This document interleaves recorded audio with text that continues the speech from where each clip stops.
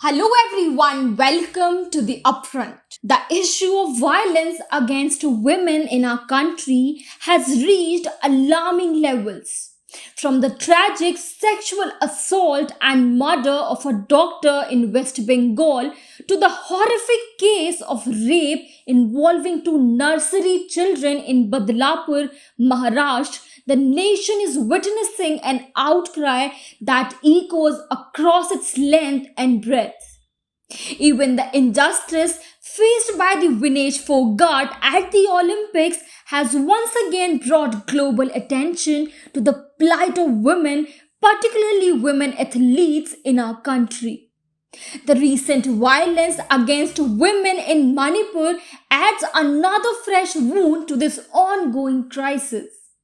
In the midst of this, the Prime Minister recently addressed a gathering in Maharashtra condemning violence against women as a grave sin and calling for a strict action.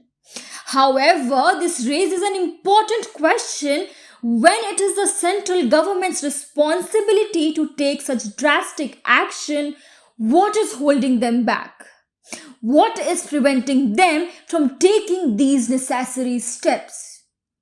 If Prime Minister Modi is truly committed to combating sexual assaults, he must begin by addressing the issues within his own government.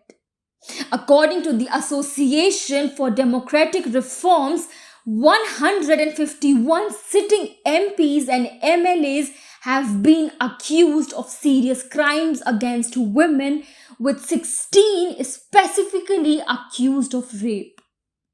These individuals are part of governments across the nation, and this brings into question the government's capacity to take decisive action on violence against women. We cannot ignore the past either. During the Gujarat riots, women were mercilessly raped. Convicts of one such case, serving life sentences for gang raping and murdering women, were released with the central government support.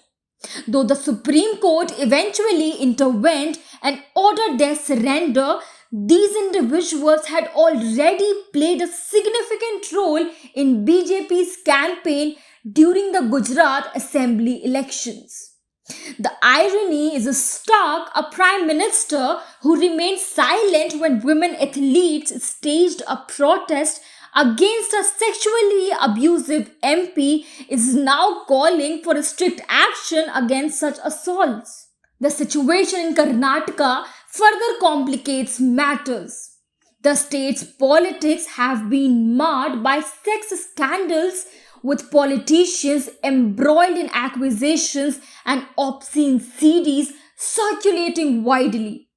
Even senior BJP leaders have not been immune to such allegations, and yet there seems to be little accountability. In this context, the Prime Minister's demand for strict action against women's violence seems hollow if it does not start from within his own ranks. The responsibility for these actions lies within the government itself, and until those responsible are held accountable, real change will remain elusive. That's all for today. If you like the content we provide, please subscribe to the Upfront and press the bell icon to get notification of all our updates. Please share our videos and educate others. Thank you.